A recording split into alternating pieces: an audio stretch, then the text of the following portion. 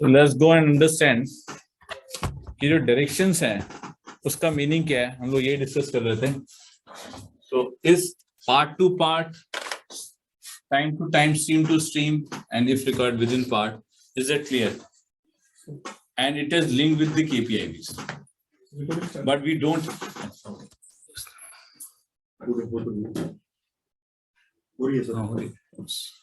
So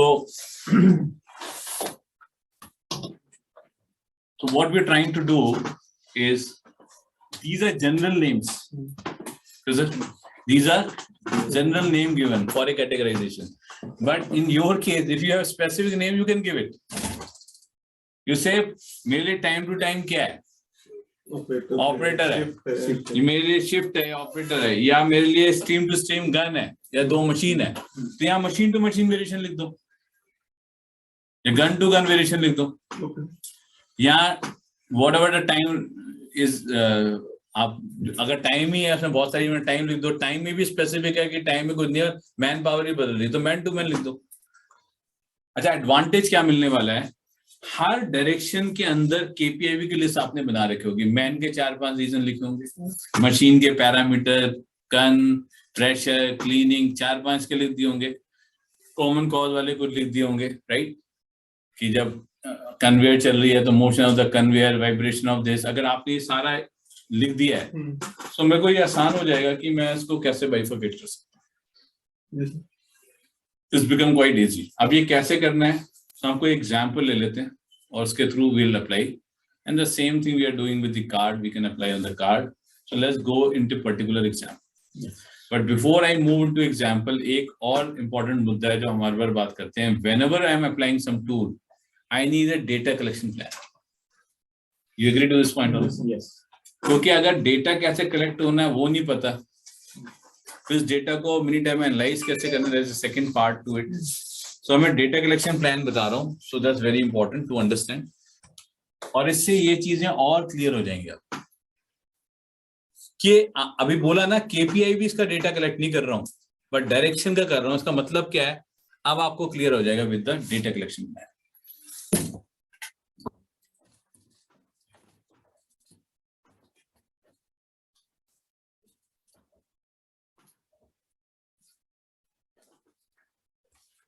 तो पहले कुछ मेरे को ना एक एग्जांपल दे दो कि 2 मशीन है या 3 मशीन है, ये स्ट्रीम्स है मेरी, ठीक है ना, और टाइम ऑपरेटर है या टाइम इवेंट्स हैं, है ना, और फिर पार्ट है. तो फिर इसका एक मैट्रिक्स बना लेते हैं. तो एक सिनेरियो क्रिएट कर कि अगर ये सिचुएशन है तो डेटा कलेक्शन प्लान कैसे होगा.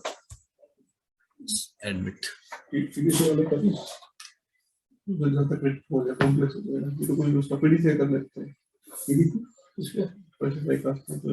कास्टिंग का या मोल्डिंग का. चलो मैं एक पहले जनरल मैट्रिक्स बता देता हूँ, फिर यू अप्लाई दैट, है ना. तो मैं कोई मशीन ले लेता हूँ, 3 मशीन ले लूँ. Okay. So moulding machine, machine 1, machine 2, machine, ठीक है. तो मशीन के अंदर भी कुछ है, कैविटी है सपोज, अगर लेना चाह रहे हैं तो पिक्चर ले लो, स्टेशन, तो ऐसे कुछ अभी डिवाइड कर. सपोज 2 कैविटी मोल्ड है, ऐसे ले, cavity 1, cavity 2, cavity 1, cavity 2, cavity 1, cavity 2, सब में 2-2 कैविटी.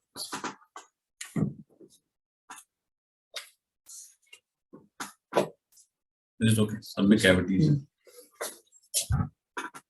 और हर कैविटी से जो पार्ट निकल रहा है, मशीन 1 कैविटी 1 से जो पार्ट निकला, उनके पार्ट टू पार्ट वेरिएशन 1, 2, 3, जो 3 पार्ट निकले, 3 ले लें पार्ट टू पार्ट, 5 भी ले सकते हैं, 3 में 3 ले ली. जब मशीन 1 कैविटी 2 से 3 पार्ट निकले, उसमें भी पार्ट टू पार्ट वेरिएशन. कितना है मुझे मालूम नहीं, बट हो सकता है. ऐसे ही क्या होगा, मशीन 2 से कैविटी 1 से जो निकलेगा उसमें भी 1, 2, 3 होगा. मशीन 2 कैविटी 2 से होगा, वो भी 1, 2, 3 होगा. ऐसे पार्ट्स निकलते जा रहे हैं basically. So if I make a structure like this here, just for a better understanding.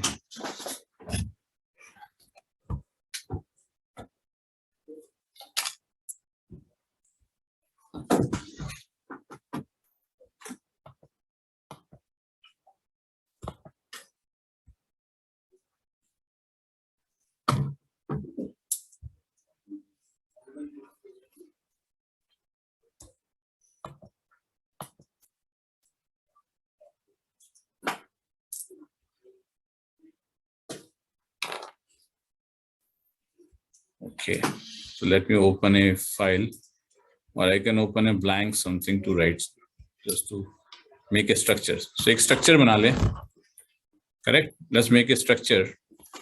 So मेरा पहला ये हो गया कि suppose मैंने लिया machine 1, ठीक है ना, फिर machine 2, correct? And machine 3, ठीक है ना, फिर machine के अंदर मेरी आ गई cavity 1, cavity 2, cavity 1, cavity 2, then cavity 1 and then cavity 2.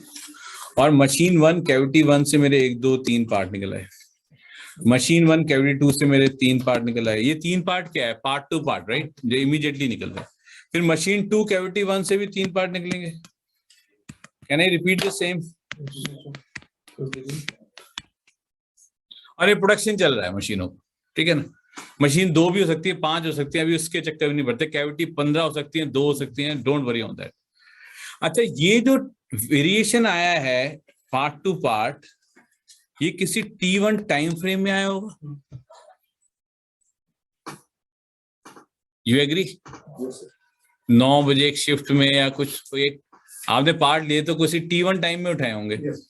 क्या ऐसा हो सकता है T2 टाइम, वो चाहे मैन पावर चेंज हुई, या फिर मैं वही नाम दे दूंगा इवेंट को कि शिफ्ट चेंज है, तो शिफ्ट टू शिफ्ट वेरिएशन मान लूंगा टाइम को, या मैन पावर. सो T2 टाइम भी हो सकता है, लेकिन T2 टाइम में सेम सिनेरियो कलेक्ट करना पड़ेगा.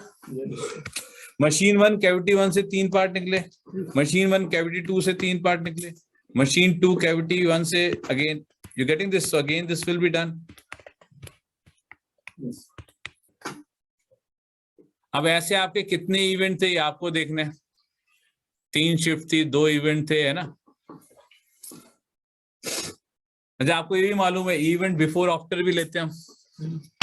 इन जनरल एक ये लॉजिक हमारे पास है ना, कि अगर सपोज आपने टी ब्रेक इवेंट ले लिया, तो before tea break, after tea break 2 group बना लूंगा मैं. प्लान्ड इवेंट है अगर, तो कितने प्लान्ड इवेंट मान लें जो आपने टाइम में लिए होंगे.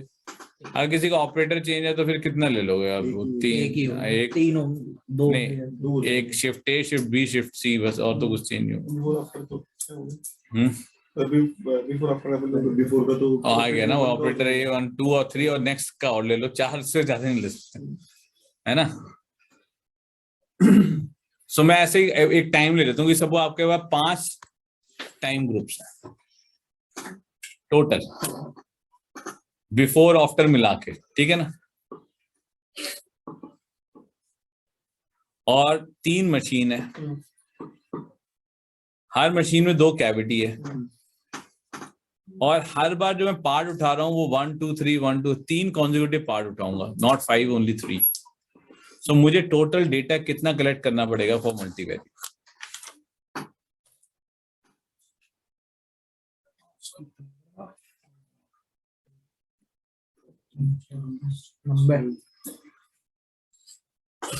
तो मेरा सवाल क्लियर है? 3 मशीन्स हैं, हर मशीन में 2 कैविटी है, हर कैविटी से 3 पार्ट निकल के आ रहे हैं, और वो मैं T1 टाइम फ्रेम में कलेक्ट कर रहा हूँ. ऐसे मेरा 5 ग्रुप्स हैं, इवेंट मतलब 5 टाइम फ्रेम्स हैं, इवेंट्स हो गए बिफोर एंड आफ्टर. तो टोटल डेटा मुझे कितना चाहिए होगा? तो इन्होंने बोला 90, इन्होंने बोला 150. Yes please everybody calculate. Before after लेना है तो फिर 300. Before after total time group 5 है. 180, 150, 90.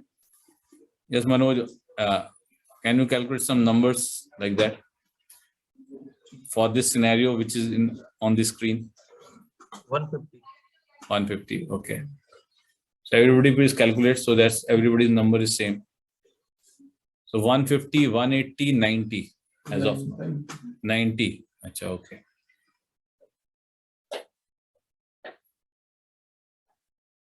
देखो, मेरे को किसी को तो बताना पड़ेगा मुझे इतना डेटा लेके आओ मल्टीवेरी का, और फिर ये फॉर्मेट में करेक्ट करो, अदरवाइज हो नहीं पाएगा.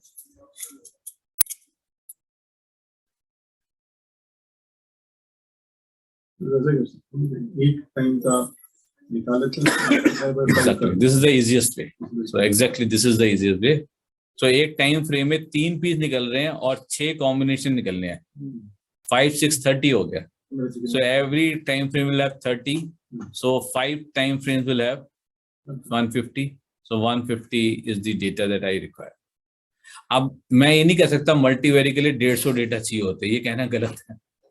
या मल्टीवेरी के लिए मुझे 60 डेटा लेके आ जाओ, मैं मल्टीवेरी करूंगा। मल्टीवेरी डिजाइन करना पड़ेगा फॉर ए पर्टिकुलर केस। इधर 150 चाहिए, बट अगर मैं कहूँगा मशीन 5 हो गई, एक सब ग्रुप में 5 डेटा लेना पड़ेगा, कैविटी 3 है, टाइम फ्रेम 6 है, तो देन यू कैलकुलेट अकॉर्डिंगली। एक फंडामेंटल बता दिया डेटा कलेक्शन कितना करना चाहिए। Is it clear? ये नहीं किया जैसे ना कैपेबिलिटी ना 30 डेटा ले आओ, ऐसा नहीं करा यहाँ पे। यहाँ क्या है, सिचुएशन के हिसाब से डेटा कलेक्शन प्लान बनेगा।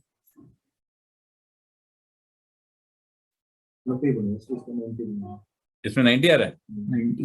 अच्छा कितना हो गया? सॉरी 30 into 5 18 है ना सर ये? 18 हो गए। अच्छा कितना? 18 है। 3 and 1 2 3 4 अच्छा 5 नहीं है ना, 3 है ये तो। 5 डेटा लोगे तो होगा करेक्ट। 3 into 6 सो 6 into 3 कितना? 18 हुआ। 18 into 5 18 into 5 कितना हुआ? 90 9। नहीं अभी देखो सिनेरियो चेंज करते रहेंगे, तो अगर वो 5 के हिसाब से चल रहे थे, हम 3 है बस, हमने 3 ही उठाए हैं, तो बेसिकली फिर हम 5 into 6 क्यों करेंगे? करेक्ट। 3 into 6 करेंगे, करेक्ट ना? सो 18 into 5 करेंगे। मतलब अगेन मैं कह रहा हूँ सिनेरियो पे डिपेंड करेगा। अगर 5 होते अभी जो हमने बोला था, सो इफ इट इज 5, क्योंकि 5 भी लेते हैं, ऐसी बात नहीं है, 5 पीसेस भी उठाते हैं। सो 5 into 6 30 जब हम 30 into 5 करेंगे।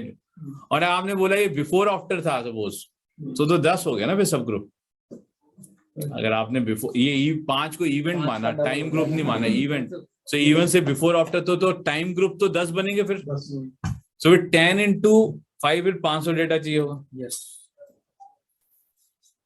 सो we have to be variable जितने हैं इनटू नंबर ऑफ टाइम्स जो बन रहे हैं टोटल। हाँ डायरेक्शन के हिसाब से चलेंगे। अभी इसमें केपीआई भी इसके हिसाब से नहीं चल रहे, डायरेक्शन के हिसाब से चल रहे। केपीआई हो सकता है 30-40, अभी वो तो कुछ हमने ऐसे नहीं मांगा कि ना केपीआई के अगेंस्ट डेटा दो, सीधा आउटपुट। अच्छा ये जो 1 2 3 लिखा है ना, ये वैल्यूज हैं उन 3 डेटा की। जैसे 23.5 23.6 27.8 फिर 20.5 23. ये 1 2 3 लिख रहा है मैंने, बट ये पार्ट जो निकल रहे हैं उनके वाई आउटपुट वैल्यूज हैं। अब आपको ये वैल्यूज क्यों मिलेगा? Why is variable, because this is only applicable y is very x क्या? machine is attribute, cavity is attribute, events are attribute.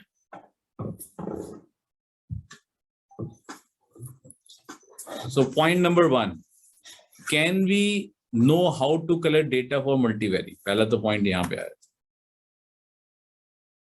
क्या हम डिजाइन कर सकते हैं मल्टीवेरी का data collection?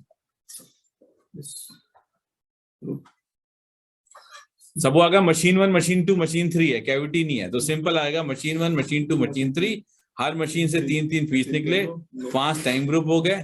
So yes 3 into आपका 5 ही लेना है या 3 लेना है, तो व्हाटएवर यू डिसाइड। 15 है ना, 3 5 15 and 15 into 5. So is it clear? So we have to divide the like that. STS भी कवर हो गया, इसमें टाइम फ्रेम भी कवर हो गए और पार्ट 2 देखो इंटरेस्टिंग, देखो डेटा में सब आ रहा है। अब ये निकालने की एबिलिटी है, हम इस वेरिएशन को अलग अलग करके निकाल दें। डेटा ऐसा कलेक्ट किया कि सबका मिलेगा। सो मैं एक मैनुअली आपको थोड़ा आइडिया देता हूँ कि मिनी टैब अंदर क्या करता होगा। नॉट रिक्वायर्ड, बट एक फील ले लो। कभी कोई ऐसा फंस जाए, आंखों से देखना पड़े, हाथ से करना पड़े, सप्लाई एंड पे जाके, ऐसा हो जाता है कई बार। सो कभी ट्राई करना तो ऐसे कर सकते हैं। Not required, not at all required. So एक कंडीशन देखते हैं कि how to collect data for part to part variation. इसके अंदर पार्ट टू पार्ट वेरिएशन कैसे हम कलेक्ट करेंगे? तो हम एक काम करते हैं, सपोज ये जो रीडिंग है 1 2 3, ये क्या है? कॉन्जिक्यूटिव रीडिंग है।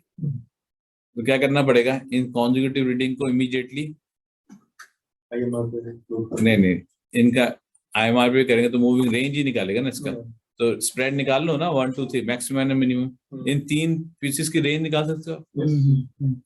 ऐसे तो करते हैं ग्रुप डेटा का, यस 3 पीस का आपस में वेरिएशन देखने के लिए क्या होता है, x बार आर में रेंज ही निकलता है, तो रेंज निकाल लो उसका।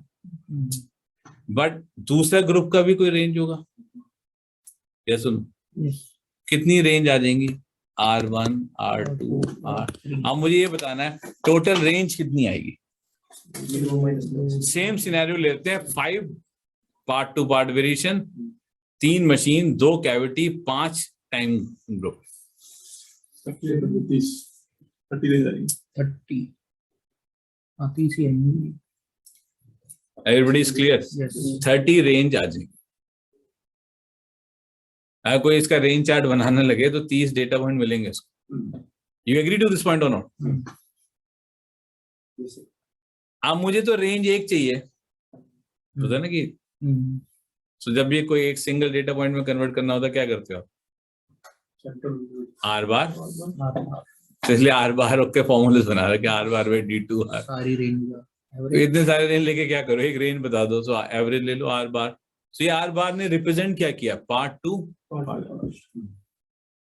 पूरे प्रोसेस में पार्ट टू पार्ट वेरिएशन कैसा चल ऑन एन एवरेज, यस और नो? तो इसी डेटा से कोई चाहे तो पार्ट टू पार्ट वेरिएशन निकाल सकता है, अवेलेबल है। आपको ऐसे करना कुछ नहीं, मैनुअली डोंट डू एनीथिंग, सब हम ग्राफ पे करेंगे। ग्राफ में तो वैल्यू नहीं, ऐसे ग्राफ दिखेगा तो सब वेरिएशन नजर आएगा। So you will go into the most interesting part, but एक बार फील ले लेते हैं कि इसके अंदर अवेलेबल है, हम निकाल लेंगे इससे। अच्छा, टाइम टू टाइम वेरिएशन कैसे निकलेगा? रेंज जो एक टाइम की रेंज उसका एवरेज और दूसरे टाइम की रेंज उसका एवरेज दोनों बताइए। हाँ, एक टाइम का ब्लॉक का एवरेज और दूसरे टाइम ब्लॉक का एवरेज, उनका difference, this is what you are saying. अब देखो एक टाइम ब्लॉक में कितना डेटा है, एक टाइम ब्लॉक में कितना डेटा है, 18 टोटल डेटा पॉइंट 18, एक में 18 है, 6 सब ग्रुप का डेटा है। 3 into 6 नहीं, अब 5 लेना है, 3 लेना है, 3 लेना है, 3 से कर रहे हो, okay. So I remove this part, एक में 3 ले लेते हैं ना, डोंट कंसीडर दिस, ओके। तो 3 डेटा सेट है और मतलब एक ही टाइम में इतने पीस बाहर आ गए, कह सकता हूँ ना मैं मशीन से, कैविटी को कंसीडर करते हुए, मशीन करते हुए, तो मेरे पास 6 into 3 18 है ना, 18 पीस एक साथ बाहर आ गए, 18 पीस आ गए। ये 18 पीस के अगर अंदर का वेरिएशन देखूंगा तो वो तो मशीन कैविटी का वेरिएशन होगा, मुझे इन देखनी है, उसको एवरेज कर दो, तो इसका तो एक पॉइंट बन जाएगा, एरर खत्म हो गया। सो T1 टाइम में ऑन एन एवरेज इस तरह के पीस निकलते हैं, करेक्ट? छह सब ग्रुप की रेंज का करना है कि सर 18 का करना है? 18 का एवरेज करना है। इस 6 कौन से है, 6 सब ग्रुप का नहीं, 18 पीसेस का एवरेज का। डेटा का एवरेज, हाँ, जो टाइम एक टाइम ब्लॉक एक टाइम ब्लॉक में जो पीस निकले, 9 बजे सारे पीस निकले, पॉपुलेशन का एवरेज निकालिए, T1 पॉपुलेशन का एवरेज निकाल दिया। हाँ, एवरेज निकाल दिया, T1 x बार, यस, अपॉन 18 आएगा, मतलब हाँ ये ऐसे ही तो निकलेगा। डिवाइडेड बाई 18 आएगा ना। और आपने जो सवाल किया, पहले ग्रुप का एवरेज करो फिर उसका एवरेज करो, तो मैं आपको बता दूं इक्विवेलेंट टू पॉपुलेशन एवरेज, तो मुझे टेंशन लेने की जरूरत नहीं है, वो तो सेंट्रल लिमिट थ्योरम लिखा, तो मैं ऐसे क्यों करूंगा जबरदस्ती, है ना, डायरेक्टली पॉपुलेशन का एवरेज, क्योंकि पॉपुलेशन का एवरेज और ग्रुप का एवरेज करने से एवरेज शिफ्ट नहीं होता है, ये हमारा अंडरस्टैंडिंग है। यू एग्री और नॉट? ग्रुप का एवरेज करूं फिर उसका एवरेज निकालूं और it will go closer to the population average, yes और नो? सिग्मा कम होता है बट एवरेज चेंज नहीं होता, तो इसलिए एवरेज ले लिया, तो they no need to worry about. वो अंडरस्टैंडिंग आ चुकी है ना, मैं सेंट्रल लिमिट पढ़ चुका, तो ये सारे सवाल हमारे लिए अब बेबुनियाद हो चुके हैं, इमटेरियल हो चुके हैं। तो सिंपल से लॉजिक है, हमने 18 पीस का एवरेज उठा लिया। यू एग्री और नॉट?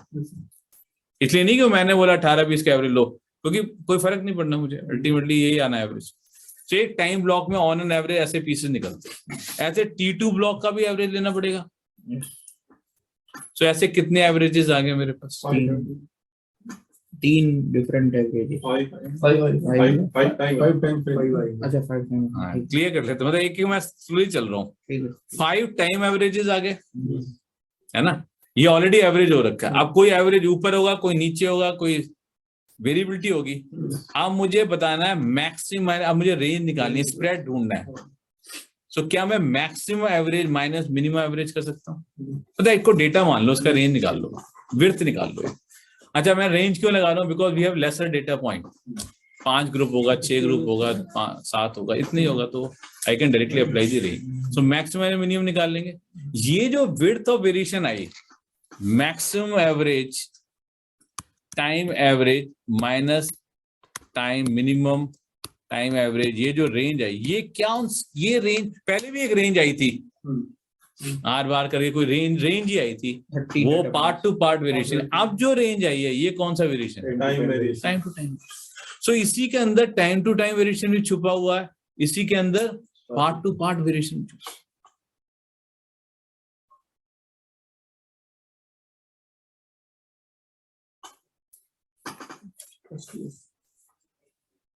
अब आते हैं सर, मुझे अगर कैविटी टू कैविटी वेरिएशन निकालना है, एग्जैक्टली, अब आपको समझ आता है ना, दिमाग मैप हो रहा, माइंड, राइट? कंप्यूटर यही कर रहा है सर, हमें करना कुछ नहीं है, मैं जो सोच रहा हूँ वो सॉफ्टवेयर मुझे करके दे रहा है, बस मैं इतना कह रहा हूँ, instead of I am doing it manually, but मेरा माइंड मैप्ड है कि ये सॉफ्टवेयर ऐसे करके देगा, मैं रिजल्ट्स देखूंगा and then I will do the interpretations. So अब मेरे को यहाँ भी बता दो, पूरी एक कैविटी का एवरेज करना पड़ेगा, क्योंकि cavity respective of the time मेरे को एवरेज चाहिए, मुझे time to time variation consider नहीं करना, तो मुझे उसका एवरेज करना पड़ेगा। एक का 15। सो कैविटी के एवरेज करने के लिए कितना डेटा पॉइंट मिलेगा? 15 पर कैविटी 15 डेटा पॉइंट मिलेगा। सो 15 एवरेज निकाल लोगे, सो आ गया कैविटी 1 का एवरेज। ऐसे कितने एवरेजेस मिलेंगे? 6। जो पहले 5 मिले थे, अब कितने मिले? 6। सो कैविटी के 6 एवरेजेस मिल गए, तो किसी कैविटी का एवरेज ऊपर है, किसी का नीचे है, किसी का इधर है, सेम सिनेरियो आ गया। अब मुझे इसका spread, can I calculate maximum T time, नहीं, cavity average minus minimum cavity average equal to range. मैं फिर लिख देता हूं। अब मैंने क्या किया, टी की जगह कैविटी मैक्सिमम कैविटी का एवरेज माइनस मिनिमम कैविटी का average equal to some kind of range. ये इस बार जो रेंज आई, पहले भी एक रेंज आई थी जो पार्ट टू पार्ट वेरिएशन थी आर बार, अभी भी एक रेंज आई जो टाइम टू टाइम वेरिएशन थी।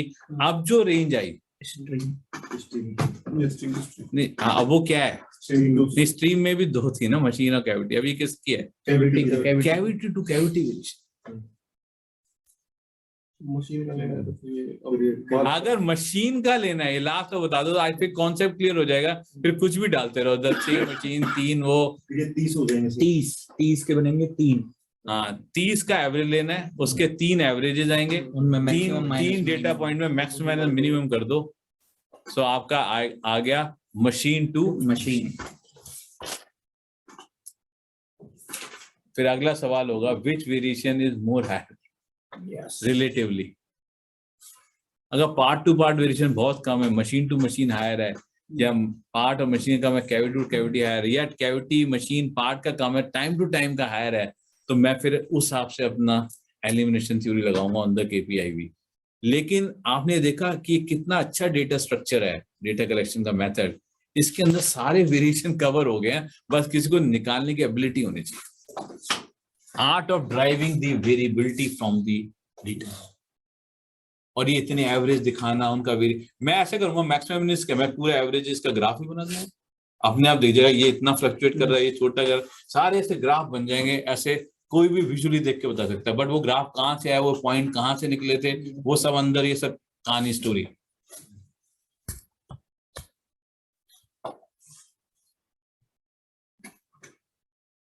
अब मेरा जो डिस्कशन था उस वक्त इतना क्लियर नहीं हो रहा था, क्या मैंने 25 केपीआईवीज का डेटा लिया है इसमें? तो मैं क्या बोलोगे आप? Answer is no. लेकिन मैंने जो डेटा लिया वो डायरेक्शन के हिसाब से लिया था, कि जिस डायरेक्शन में हाई होगा तब उस केपीआईवी का डेटा लूंगा इन नेक्स्ट स्टेप। बट अभी फर्स्ट स्टेप पे मुझे ये नहीं पता I have to go in which direction. Sir एक बार पार्ट टू पार्ट वाला एक वाई का लिया, Y respect to directions. Data भी वाई का ही ठीक है। केपीओ भी बहुत सारे हो सकते हैं, बट उसमें टेक वाइज जो हमारा प्रॉब्लम है वो उसका होगा।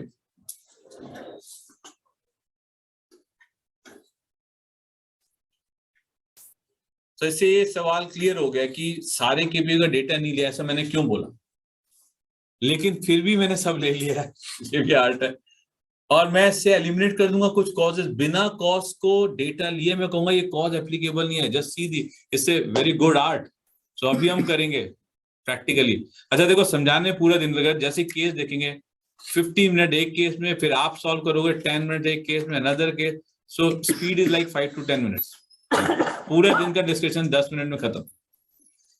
लेकिन करना क्या, मैं एक बार पूरा सीक्वेंस आपको एक बार बता देता हूँ, फिर एक विल डू इट टुगेदर, एक हम साथ करेंगे, एक आप लोग इंडिपेंडेंटली करेंगे, और वो अगर मैच हो गया इंटरप्रिटेशंस की, ठीक है, तो फिर जॉब इज डन।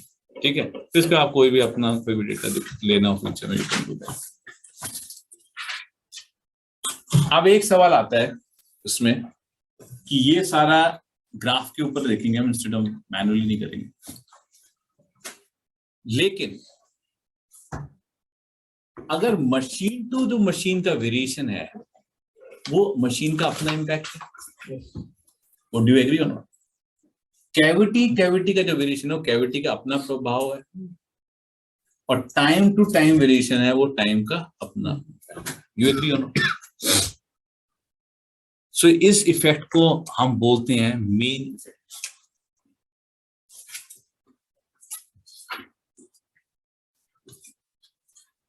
क्या बोलते हैं? Main effect. हमने काफी बार डिस्कस भी किया मेन इफेक्ट क्या होता है और इंटरेक्शन इफेक्ट।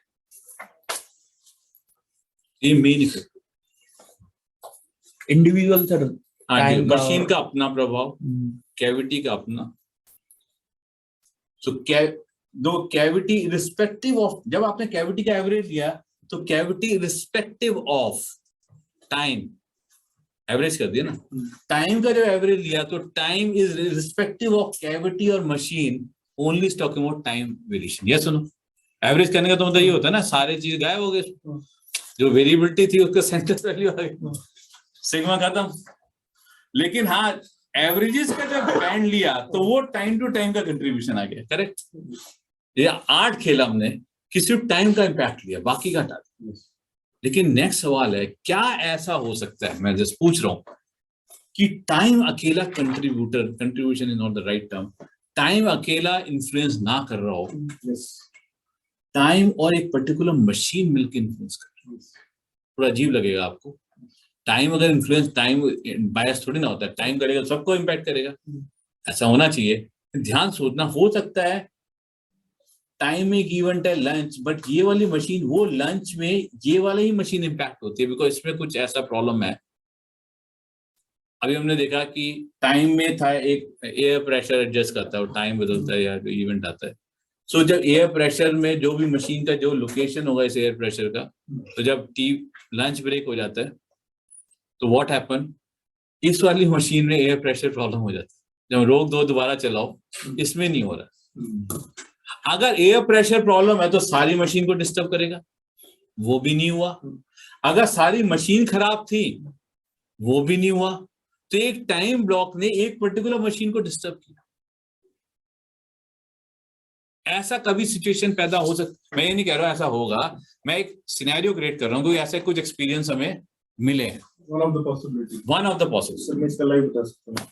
और ये कोई बड़ी चीज नहीं है, मैं आपको दिखाऊंगा विद एग्जांपल। प्रैक्टिकल है सर, मेरे को upload करो। मैं यहाँ पे इसलिए कह रहा हूँ सिर्फ पॉसिबिलिटी, क्योंकि हम तो देख ही रहे हैं, लेकिन अगर मैं डायरेक्टली आपको बोलूंगा आपको एकदम से बिलीव नहीं होगा। तो एक बार प्रोसेस अभी इतना देख लो कि विजुअलाइज कि ऐसा तो हो सकता है, इतना तो विजुअलाइज कर सकते हैं। यस सर हमारे यहाँ पर रेजिस्टेंस चेक होता है।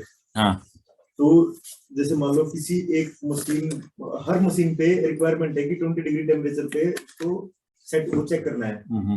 अगर उसका 20 डिग्री नहीं होता तो मेंटेन कर लेती है, एक सेंसर लगा हुआ उसमें। बट अगर वो सेंसर खराब है किसी पर्टिकुलर एक मशीन का, और जैसे एनवायरनमेंट का टेम्परेचर 20 तक जब रहा तब तक तो कोई दिक्कत नहीं आ रही, जैसे वो टेम्परेचर सडनली राइज किया तो पर्टिकुलर वो मशीन प्रॉब्लम करेगी, वो वाली मशीन पे। वैसे बाकी सब चलता बाकी है, सब चलता रहेगा। और उस टेम्परेचर पे ये नहीं कि सारी मशीनें खराब हो जाएंगी, वो भी नहीं। सारी ठीक है। तो इसको हम बोलते हैं interaction effect between two things. ना तो ये रिस्पॉन्सिबल है ना वो रिस्पॉन्सिबल, दोनों का combination responsible, togetherness. A direction X is not responsible, Y, X, Y together is creating this. अगर देखो मैं कहता हूं टाइम रिस्पॉन्सिबल, तो उस टाइम ब्लॉक में सारी मशीनें प्रॉब्लमेटिक पीस देने चाहिए थे, ऐसा नहीं हुआ। अगर मशीन 2 इज प्रॉब्लम, तो irrespective of any time machine 2 will give problem. हुआ क्या, T3 टाइम फ्रेम में मशीन 2 खराब हो रही है। This is called interaction effect between time and machine, means time to time variation, stream to stream variation. और T3 only the factor, तो सारी मशीनें खराब होनी चाहिए थी। हाँ, मैं यही कह रहा हूँ, वो मेन इफेक्ट होता है। और अगर मशीन कोई सी खराब थी तो वो मशीन ही खराब होनी चाहिए थी कि मशीन 1 टू मशीन 3 फर्क आ जाता, तो उसका मेन इफेक्ट होता। यहाँ ऐसा नहीं हुआ, यहाँ मेन इफेक्ट में बढ़िया सा आ रहा है, इंटरेक्शन में जाके वो चलेगा कि भाई ये वाला ही ग्रुप वेरिएशन पैदा कर।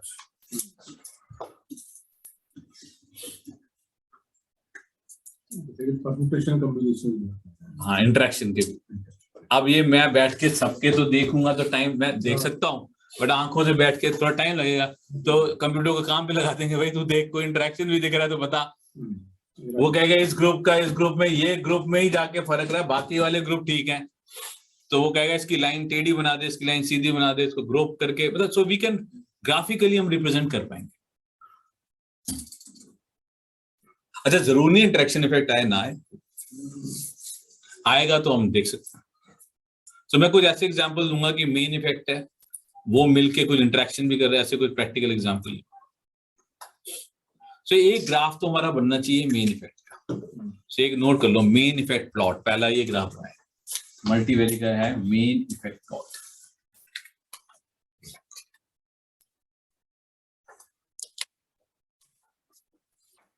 तो मेन इफेक्ट प्लॉट हमारा पहला ग्राफ होगा।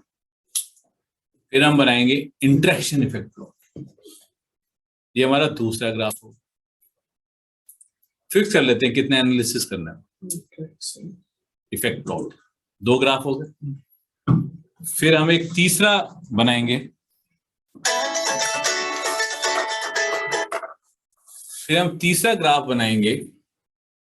अच्छा, ये सब क्या है, सेम डेटा का देखना है, अलग अलग डेटा का देखना? सेम एक ही डेटा को एक बार मेन पे देखा, एक बार इंटरेक्शन पे देखा, ठीक है ना।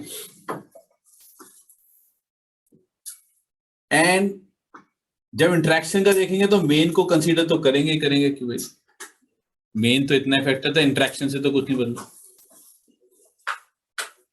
जैसे मशीन 2 एकदम से अलग बिहेव कर रही है, तो मशीन 1 का ये एवरेज है, मशीन 2 का सडनली एवरेज चेंज हो गया, तो आपको लगेगा मशीन 2 इज ए प्रॉब्लमेटिक। लेकिन इंटरेक्शन में जाके देखा कि मशीन 2 के सारे डेटा पॉइंट सही है, T2 टाइम में जाके ऊपर गया, इसने मीन शिफ्ट कर दिया, तो वहां इंटरेक्शन में पकड़ा जाएगा। लेकिन अगर वहां ऐसा कुछ नहीं मिलेगा तो मैं कहूँगा machine is the main effect, खत्म बात। तो इसलिए मुझे दोनों देखना चाहिए, लेकिन मैं इसके लिए नहीं अब इंटरेक्शन के लिए एक और डेटा लो, ऐसा कुछ नहीं है, इसी में सब होना है। एक बार डेटा कलेक्ट कर लिया आपने, से कितना बोला था 90 डेटा या जो भी आपने कैलकुलेट किया था, बस उसी से हो। फिर एक थर्ड लास्ट ग्राफ आएगा, मेन को अलग देखा था, इंटरेक्शन को अलग देखा था। अब मुझे एक ग्राफ देखना है इसमें सारे वेरिएशन एक साथ नजर आए, men as well as men भी चल रहा है, इंटरेक्शन भी नजर आ रहा है, सब कुछ साथ नजर आ रहा है, तो उसका नाम है मल्टीवेरी एनालिसिस। सो लास्ट ग्राफ है मल्टीवेरी चार्ट। तो मल्टीवेरी चार्ट तभी देखना चाहिए जब पहले 2 चार्ट देख लो, क्योंकि पहले इंडिविजुअल इमेज दिमाग में बना लो, मेन ऐसा बिहेव कर रहा था, इंटरेक्शन कर रहा था, ताकि दोनों देखने का फिर आपको अच्छा वो चेक भी हो जाएगा कि यहाँ मेन इफेक्ट दिख रहा है, वो हाँ दिख रहा है, इंटरेक्शन यहाँ दिख रहा है, यहाँ दिख रहा है, तो कंफर्म हो गया। आपको वहां मेन दिखा था, इंटरेक्शन नहीं दिखा था, मल्टीवेरी में भी मेन दिख रहा है, इंटरेक्शन कुछ नहीं आ रहा, so you get a confirmatory test. फिर एक आदमी पूछ सकता सर ये दोनों ग्राफ का जो आउटपुट है वही तो मल्टीवेरी में दिखा, यस। फिर 2 बार हम एक अलग अलग तरीके से क्यों देख रहे हैं, तो वहां वही वाला पॉइंट आता है आपका, क्या है, मल्टीपल कैमरा एंगल से देख रहे हैं, ताकि अपने आप को श्योर कर सके कोई ह्यूमन एरर ना। So you have to make 3 analysis, main effect, interaction effect, multivari. So I think good enough to go for example practical, ठीक है। पर्पस क्लियर हो गया, ऑब्जेक्टिव क्लियर हो गया, डेटा कलेक्शन प्लान क्लियर हो गया, data collection में तीनों आर्ट हम निकाल लेंगे, कितने चार्ट देखने क्लियर हो गया। आप प्रैक्टिकली इसको मिनी टाइम में कर लेते हैं। तो एक फाइल खोल लीजिए पेंट करके, PAINT, So let me open a file.